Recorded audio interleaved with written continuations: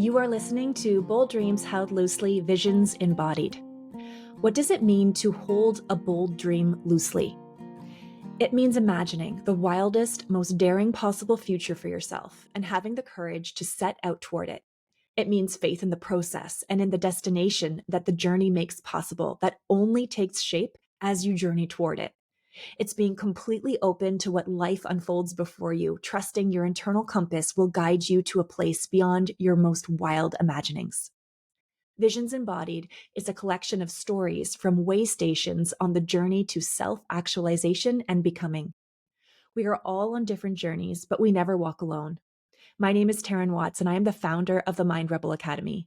Inside this series, I hold space for the stories of MRA alumni who are courageously walking their path towards their dreams. Inside these conversations, they share the trials, tribulations, and triumphs of the road less traveled. Let these stories open your mind to what is possible. I am so pleased to welcome Carolyn McGuire to our show. Carolyn is a knowledge seeker, a wisdom sharer, a fun explorer, a confidant, a difference maker, a writer, an acceptor, a forgiver, a giver, and a receiver. She deeply honors her roles as a mother of 3 adult children, a grandmother to 1 sweet toddler, a wife soon to celebrate 34 years of marriage, a sister, a friend, and a soft place to land for many. Professionally, Carolyn is a teacher with 32 years of classroom experience, an MRA coach, and a nurtured heart approach trainer. She is the co-founder of Heart Lifting Solutions, a practice where she empowers educators and parents with new tools to see what's going right with a child's behavior. This lens lights the path for kids to shift challenging behaviors such as tantrums, aggression, defiance, or anxiety to behaviors that leave both kids and adults feeling successful, connected, confident, and hopeful. Carolyn's superpower is the ability to see what's going right, especially when things seem to be going wrong. This gift has given the catalyst in transforming the lives of many children and parents. I know, because I've worked with you in that realm before. Carolyn, we were just reminiscing here about the point at which you joined the MRA. And that was 3 years ago, like 3 years ago last month, because it was a September start. And you were just sharing a story with me about your thoughts on the car ride over. You want to share that? Sure.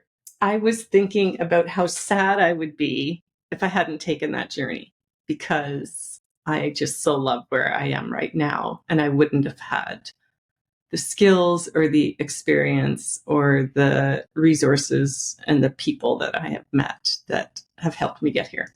So I'm glad I'm not sad. I'm glad you're not sad too. And I think what a loss I would have had too, what we would all have had you never ventured this way.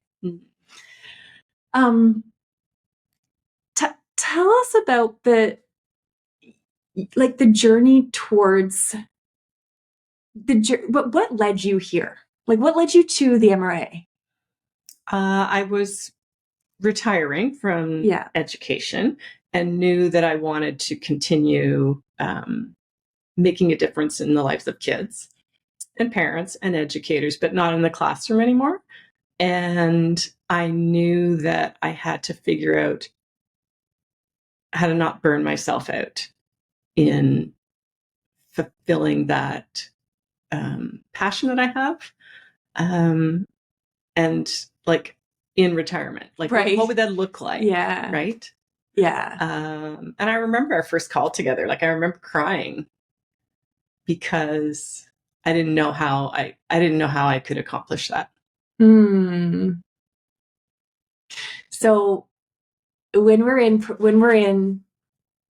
part 1 of the coach training, we focus on crafting the biggest, boldest, most beautiful vision you can create for your life from the seat of your most authentic self.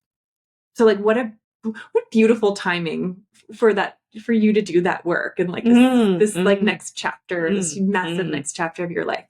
Do you remember that vision that you created? I do. And in the bio that you read, I think when I wrote my bio, it's a perfect analogy to what happened to me. So if you had asked me to write a bio 3 years ago, I would have, I'm a teacher, I'm an MRA coach, I'm a nurture head coach trainer.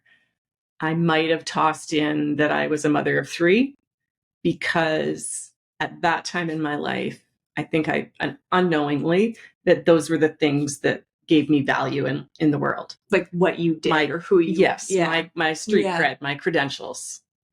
And when I wrote my bio this time, that came last. What came first was that I'm a knowledge seeker. I'm a fun explorer. I'm all the values and characteristics are what make me successful in those roles of mother, wife, daughter, and what made me successful in my professional things, not the other way around. So it's like I had to do a cartwheel. I had to go upside down to shake things to see what was really right side up. Okay, what was that process like for you? Like that shaking, that shake up? Well, I was so fortunate because I was retired. I had just gone into retirement and it was the pandemic. Yeah. So I'm stuck at home. Right. With nothing else to do. Right. I had so much time and space. I'm so grateful that that's when the universe brought me to you and the Mind Rebel Academy, because I did have the time and space to really sink into it. I can remember spending 3 hours every morning on a morning practice that I created. It was exercise and journaling and praying and reading something. And I remember thinking, oh my gosh, I need 3 hours to fill myself up. How does any woman or man ever do that that's how empty I had gotten through life, to have to take 3 hours every day to fill yourself to do that. Yeah. I was really shocked at that. And, but I needed it. And how luxurious, you say that. And I'm like, oh, how that is luxury to me. Yeah. True luxury. Yeah. And also that rebel mind during that whole time saying, you're not productive, you're not doing anything, you're not making money, you're not there was that juxtaposition beside it all initially, for probably a year. That happens even in retirement? Yeah. Wow. Constant. I can remember doing coaching calls. That was a lot of my coaching. When I was being coached by people, when I did my coach training, was on I'm lazy, I'm not productive, I'm yeah, how do I get out of this? There's no off switch. It's a slow transition, isn't it? Yeah. So tell me about the journey you've been on since then. Okay, so initially, I did so much self-exploration, and I think from practitioner training into coach training, it was I had the training wheels on in practitioners training, and everything deepened in the coach's part. So even the values I picked up for myself, they just became so rich in coach training of what I understood about myself, or how I could take a limiting belief such as a perfectionist, I'm not doing anything right, to discovering that my value is actually excellence. I value excellence. And to become excellent, you have to make mistakes. You have to take risks. You have to celebrate, what you're doing wrong. So that just became a value. For instance, I didn't know I had. So those things kind of just deepened, I think. And I've lost track of what your question was. What what life has looked like since, what the journey has What's looked like. The journey looks like. Okay. So I would say after the deepening, then I really got stuck in like, I got to make a business out of this. Like that's what I'm supposed to do. I'm supposed to like take my passion, go out into the world with it. That's what I'm supposed to do, that's or like what I'm supposed to do? No, that's like I thought I had to do that. And it felt like pushing a boulder up a hill. Oh yeah. For a while.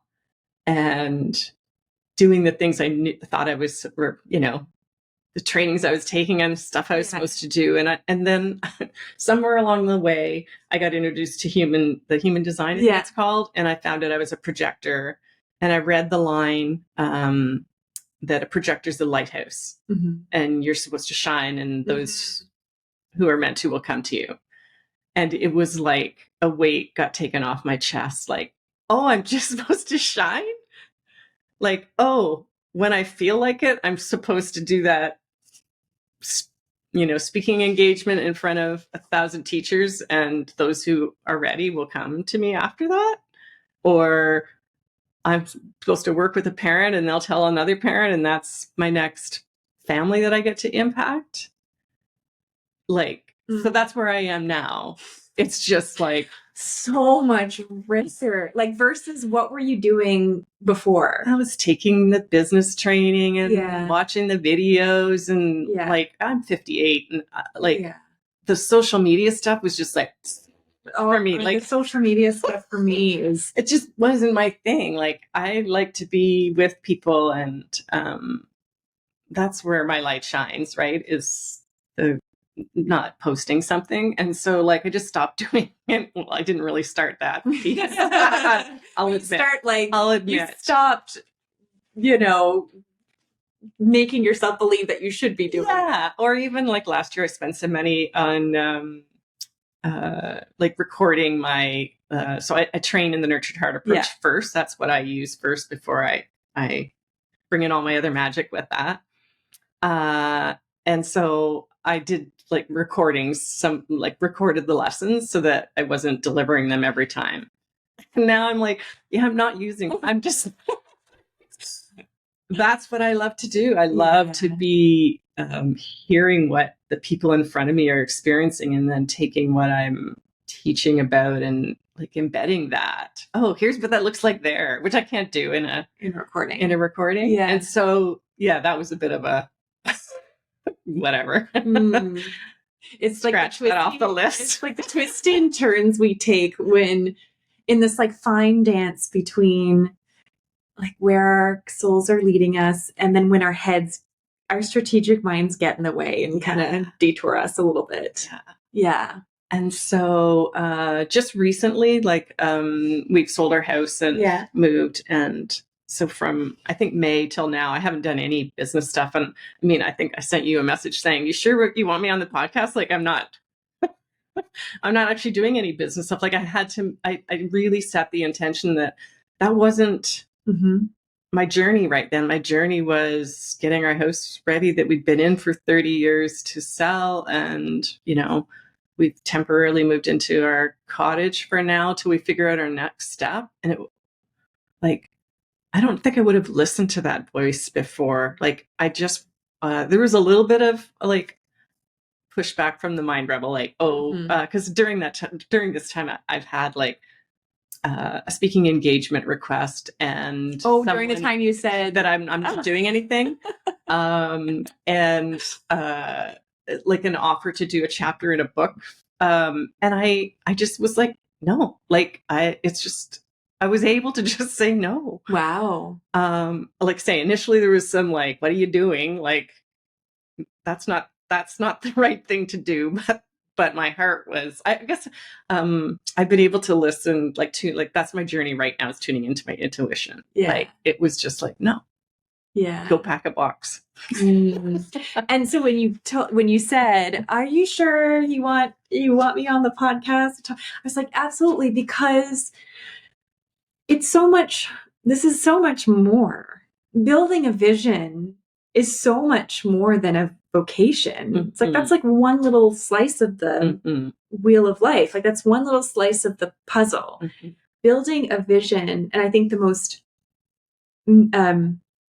meaningful and potent visions are the ones that are like all the aspects of you, like the entirety of you, the home, the partnership, the family, the connections, the vocation, like all the health, the wellness, like all the pieces of you are tapped into or are spoken about in the vision. And there are seasons of our lives where some specific key areas are more present than others, or we're like focusing and pouring a lot of intentional energy towards. And then there's areas where like that shifts. And so I think your story is so important because you're like, you demonstrate that so beautifully. And, you know, when I was hearing about your home and where you're living now, and the way that your intuition is speaking to you and the way this is all unfolding, I think this is just such a beautiful piece of your story. I'm thinking of, so just the other day I was, we're all settled now in the cottage where we are temporarily for probably a year. And I had this thought like, okay, I'm ready now. I think I'm ready to do some more impact with kids and families and teachers. And my like a big part of my vision right now is like learning how to tap into my intuition. And I just crafted the other day. Let's see if I can remember because I just crafted it. So it was, I masterfully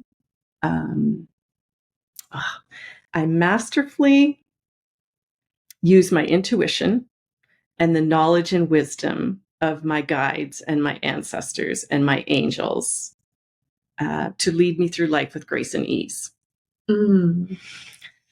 And I went out for a walk on the cottage road. I said it 3 times. Like as I'm walking along the road, I said it 3 times. I looked down, literally, this is a cottage road with like nobody's on it this time of year. There's a $50 bill just lying on the road. Like, and the leaves are all like the colors of that right now. It's like just there.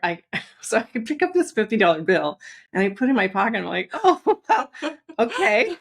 Thank you.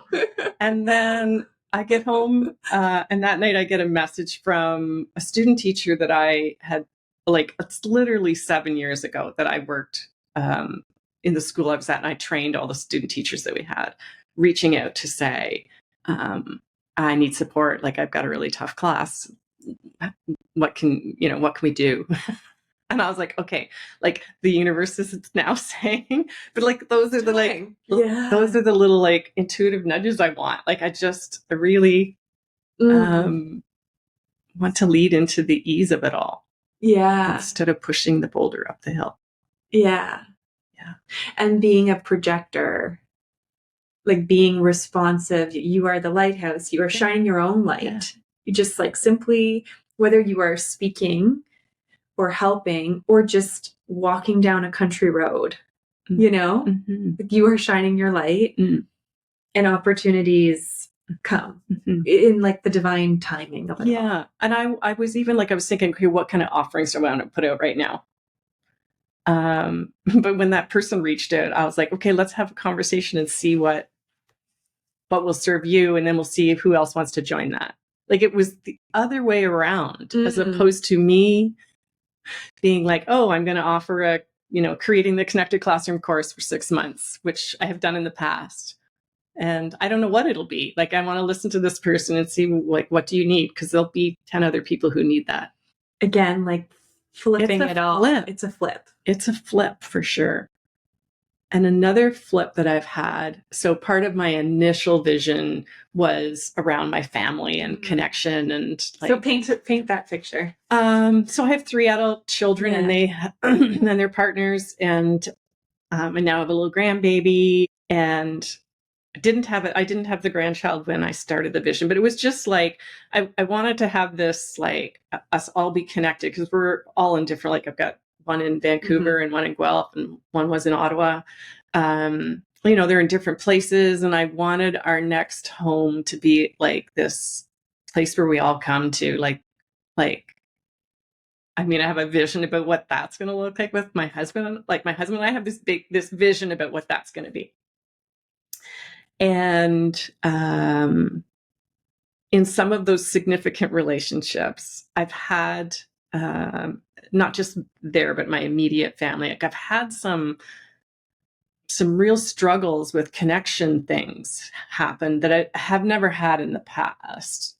And really deeply made me sad. And then part of my discovery was that, my initial things was that I valued connection, but I had this untrue belief that connection meant harmony. And that if you don't have harmony, you don't have connection. And what those struggles, though they sucked, have taught me is that you have to have those courageous conversations, and there's going to be some yuck to get to a richer connection on the other side. And that's been a big journey for me. And yet I didn't expect it, because I hadn't had those kind of conflicts, because I think I've always just tried to keep everything harmonious. There's been so much harmony. And so, anyway, I feel that, just being on the other side of that now, and knowing that my relationship with different people is just rich. It's just way richer than it was before. And so just not fearing fearing that disharmony. And, I'm actually in something with a relative right now. And I just know, I can't just let this go. I've got to follow this through to this uncomfortable stage to get to that richness on the other side, because it's worth it. That relationship is worth it. It's amazing when we launch a vision.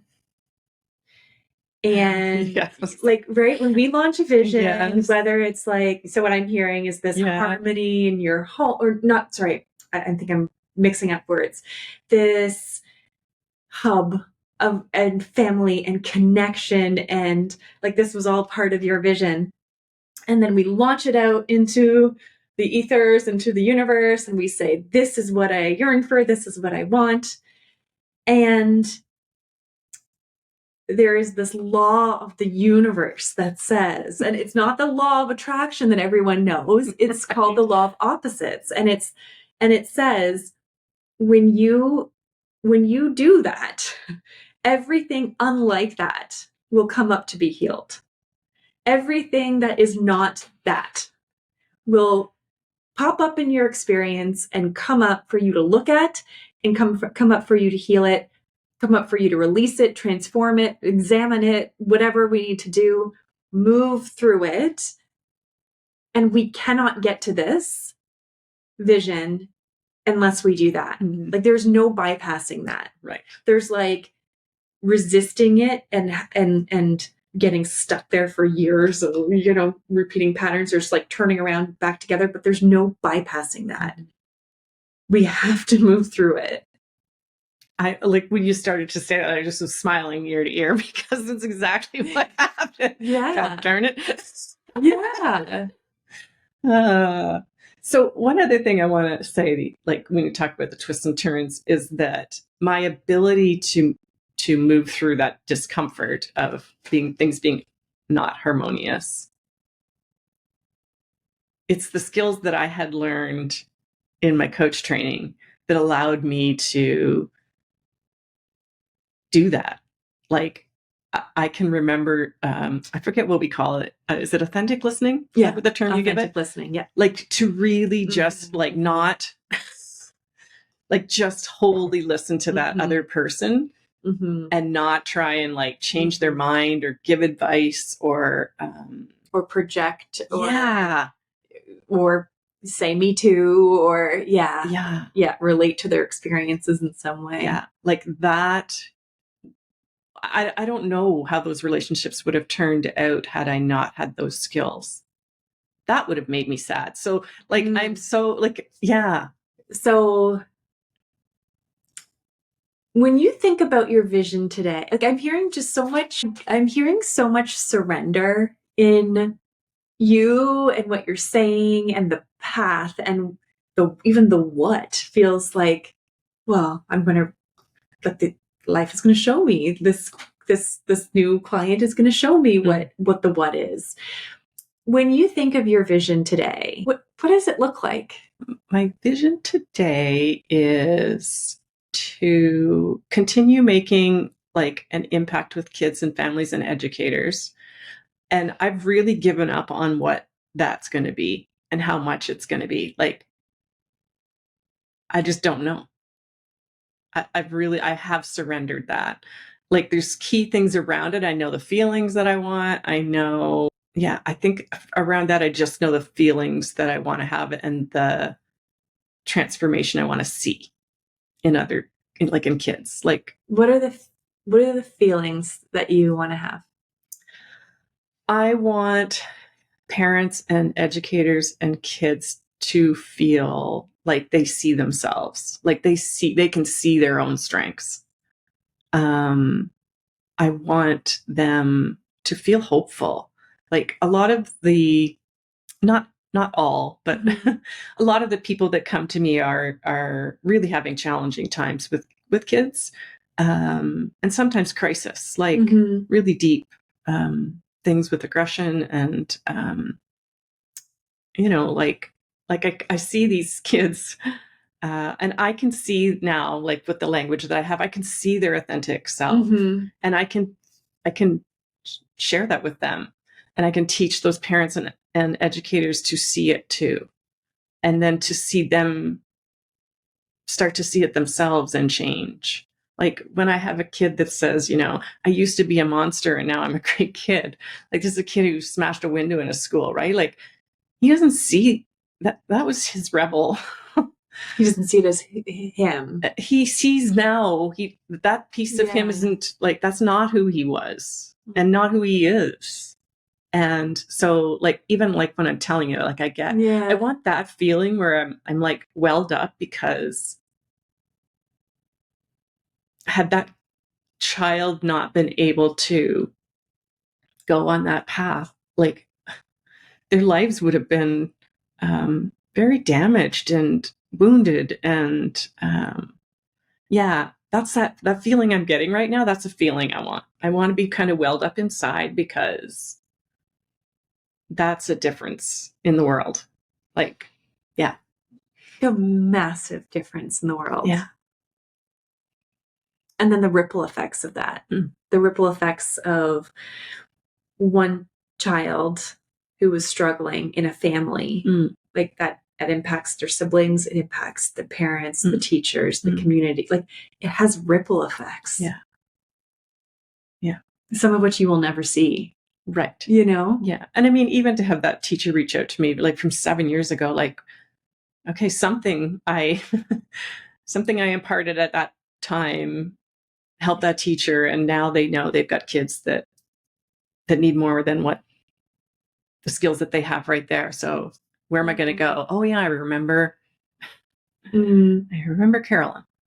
She was doing something. I need some of whatever that was. Where have you got to in terms of balance with this work, which is soul work, but also work? Like it's that you're pouring yourself into this work. And I remember that call where you were crying, and it was like this felt bigger than you. It felt it has the potential of becoming a second career, like of completely taking over. How do you balance? Where are you now in terms of your mindset around balancing this like calling and this incredible work, and also enjoying the slow pace of retirement and the vision you have with your family? And like, What does that look like?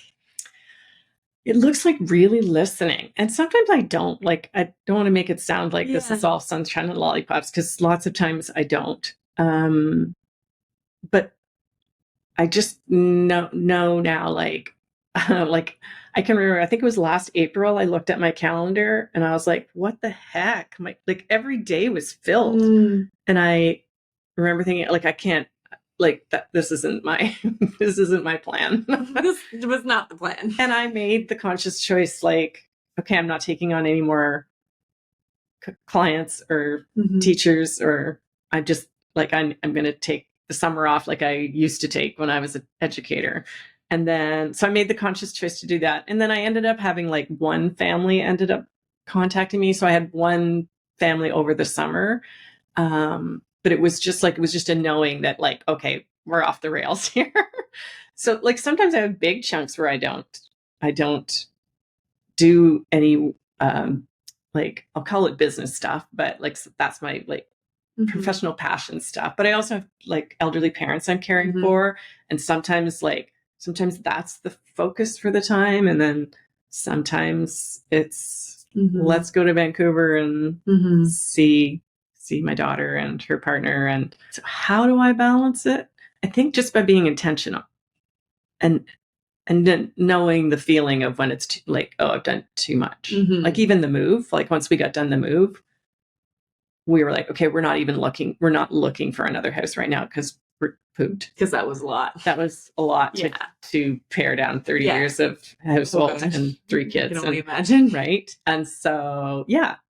And when it's like, I in my mind suspect it'll be like next spring we'll start to kind of look again. But, like, yeah, it's just like this, listening to my body and listening to my mind. How does your intuition speak to you? Okay, so that's an interesting question, because before I started practitioner training, my intuition was mostly for other people. Like, I get a lot of hits for other people. It's amazing. It's incredible. We all benefit. And in the practitioner's training, when I was taking those 3 hours a day, I suddenly discovered they're coming for me. And I hadn't, like, mostly before, when they came for me, I probably didn't even know they were, like, I wouldn't have known it was an intuitive hit. Like, I would have made choices but not thought about it. And so that's been a huge shift. So how did you know? Like, what made you aware that oh my gosh, this is intuition and it's coming for me? Like, what made you aware of that? Going from, sounds like you were receiving it in the past, but you didn't even know what that was, or right. So in the past, it would have been things like, I just get a message, like, I get a person's, like, Taryn might have popped into my mind. And so I'd reach out and connect with them. And then it was before practitioner training. I would just get things like that. I would just share with people, like I do with you, and I give you a call, like, and now I know they're, like, intuitive hits, and I just share them if the person wants to hear them. For me, they almost, a lot of time they come through my writing too. Like, even the other day I was looking at, so we have the dock, and it's, like, disconnected from the shore right now, because in the winter you disconnect it so that it can free float, so the ice doesn't damage it. Okay. So there's this dock that's not attached to the shore now, but it has an anchor on it. Okay. So that it can't float down the lake. Right. And there's a boat still tied up to it, so it looks hilarious, because you got this dock with this boat tied to it, but it's not attached to shore. And I was just looking at it, and I was like, oh, that's just like how it is in our life sometimes. Like, we're not attached to the shore, but we're still safe and anchored. Ooh. And again, like, I can honestly say, like that's not me. It's like, that's come through me in my writing, and I know now that's an intuitive hit. Like, I didn't think of that. It's just like some piece of wisdom was dropped in. And I always say, like, I know when my intuition is speaking, because it's never too excited and never too low. Like it doesn't live in those polarizing extremes of emotions. It's always the thought, the choice, the voice, the belief that's so anchored and calm and clear and simple, So sometimes it's that for me, but also sometimes it's like a surprise. Like I'll be like, what? Okay, so tell me about that. Okay, so the person may be listening that I'm going to share this story about, but it's a person I know, but I'm not like socially, we wouldn't have done anything like socially together. Okay. And I got this like, ask her to go to the Barbie movie with you. I was like, what? Whoa. Like, why would she want to go to the Barbie movie, and why is she wanting to go with me? And then I do this whole like rationalization around why am I so my logical brain tries to make sense of why I would be getting that, and then even to share it with them, like I feel like I have to do this whole backstory with them about, like, how actually I'm like crazy and but I got this hit. We should go see Barbie together. And I mean, I used to get that with you, right? And I would like really question whether I should reach out to you with it. And like, we just have this agreement now that I just send it and I don't expect you to respond if like, don't like, there's no attachment to it now. So I think that's my next journey with my intuition, is not to question it so much and just like trust it. What's striking me right now is that your intuition speaks to you differently than how my intuition speaks to you. And yeah, I think you got something going on with your intuition. These drops that you get, I don't get that. Like, I think there's something very special about these drops that you get. That's interesting. I can remember writing, 32 years, I did a lot of report cards. And the student as a learner section, it was always my, like, I didn't care about writing the rest of the report card. It was the, like, here's who your child is. That's who I see. Report card. And sometimes I would go back and read them and think, oh, like I'd be shocked at some of the words I used or how I said it. Like it'd be like, oh, that was brilliant, but I don't think that was mine.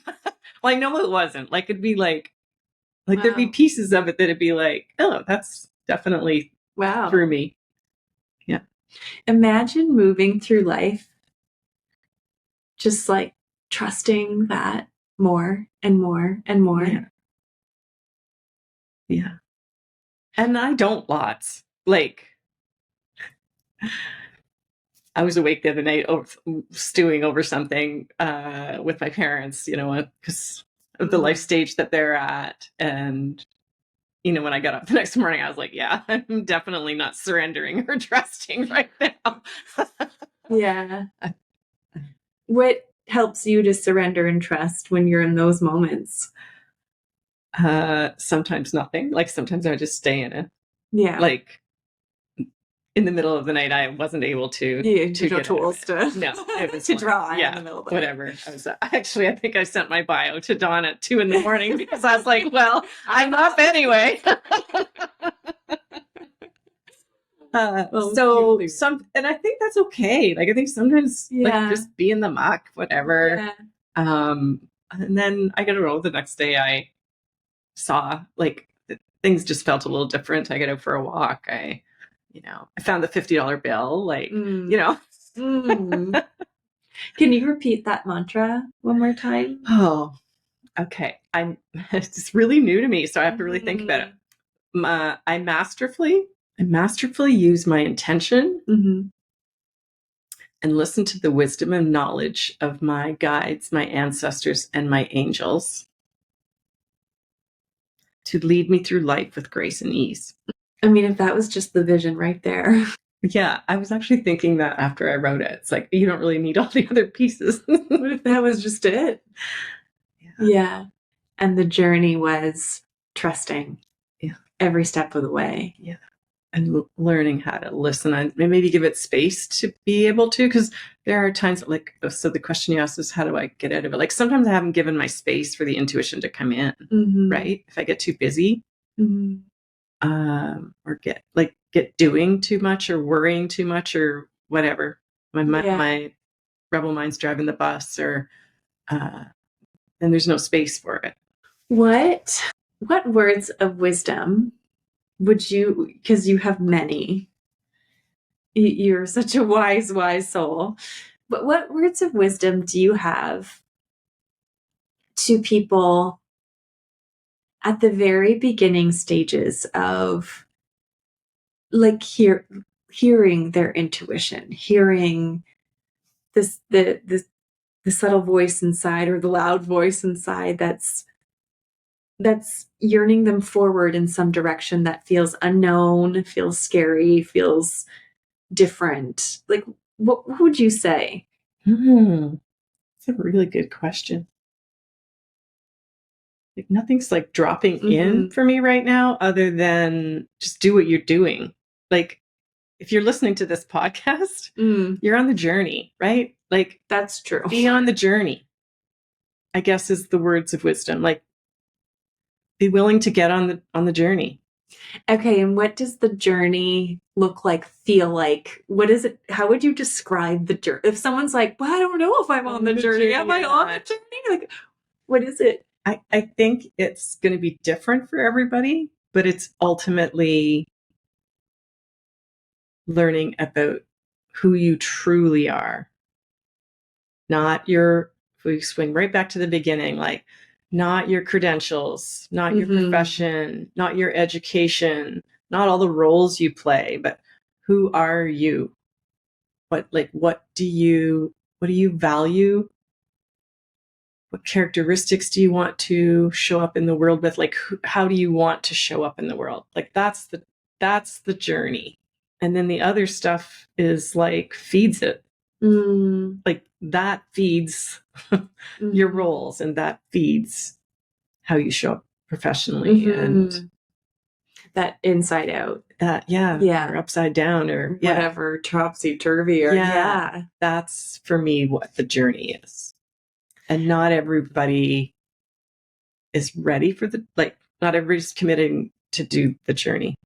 And that's okay. Well, I mean, there's people who don't want to have that journey, and that's okay too. Yeah. But for the people who are listening here, like, you are on the journey. I think if you're listening to this, it's safe to say you're on the journey. Sometimes the journey can feel so mucky and foggy and, questionable, but I think, and what I really want to portray in the podcast and in these conversations, is that it's not just an arrival. Like, it's not just like, think about the manifestation of one piece of your vision around your family, and it's still in the works because the home hasn't been found yet, and it's still in the works. But part of that was around this connection with your family and your children, and the muck you had to sit with, and the emotions and the uncomfortable conversations that I'm sure you had to have, and the disharmony you had to feel to move through that to get to the other side of it. When you're in that, when you're in the darkness and the thick of that, the journey can feel really, really hard. Yeah. Like, really hard. Can I share a hard moment? Because I think it'd be cool. Yeah. So I think I have in the past, with harmony, because I do everything to try and make it harmonious. But when I was really learning to feel it, I one day went into the garage. Luckily, nobody was home, and I was so upset about this relationship and what was happening in it. And I took a golf club and I put on safety goggles, and there was a piece of wood, and I just smashed, something I've never had a physical, I don't, usually I write, but it was just, there was so much that the writing and the walking wasn't cutting it. I needed some kind of like release. Physical. But I had to laugh because I still put the safety goggles on. And it was an old golf club. Like, it wasn't like one of my husband's like in his golf bag. It was like, something that kids had used when they were little. But I can remember like I was so like crying and like this wasn't an easy time. So that like, yeah, it's not going to be sunshine and lollipops. How did you know in that moment? Yes. How did you know you were still on your path? Like, how did you know this was still?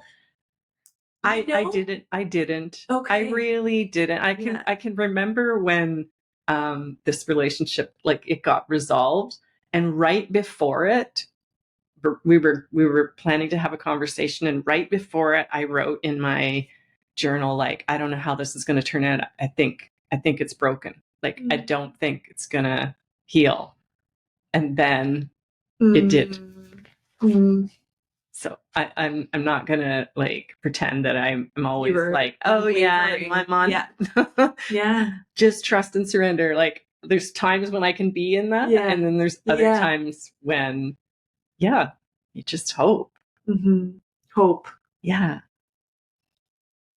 And the more skill, like, I think that's one thing with being in this Mind Rebel community is suddenly having so many supports, like people supports that are all like-minded and can speak the language, and to know that like, ooh, I'm in a hole, I need a coaching session with somebody and I've got 12 people I can throw it out to see who's got space for me, right? Or when something gets offered, like I don't know the gal's name that did the angel. Maida. Yeah. And so I did that. Like, anything that's offered like that you just know, oh, it's already, if it's coming of this community, then it's already been vetted by so many people that I trust and honor. And so that piece on the journey is like just knowing you have now all these supports that you wouldn't have had before.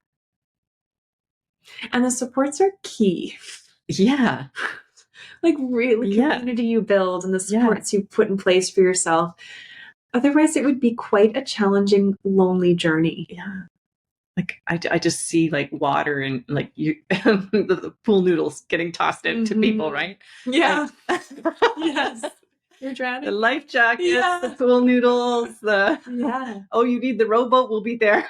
These are all journeys. Like, we cast these visions and we go on these journeys. They're all journeys we have to walk alone. It's so individual. However, like the supports and the friendships and the mentors and the coaches and the right book, or the things that just wrap us up along the way and help us to keep going in the trials and failures and the challenging times are necessary. And it's necessary for us to open our hearts to receive it. Right.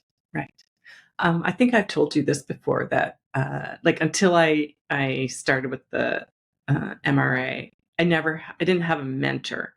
I was the mentor. And so to go from that to like having this explosion of people that can mentor and support, like, whew, it's delicious. You can go, oh, I can rest here. I can be held here. I can be carried here. Yeah. So people listening to this, if they feel called to learn more about what you do, how can they do that? So I think my contact information I'll put that all in the show notes. In the show notes. So it's Heart Lifting Solutions, and I work with educators and parents and sometimes the kids in really helping everybody to see what's going right, especially when things are going wrong, so that we can create a new path for these kids to see. And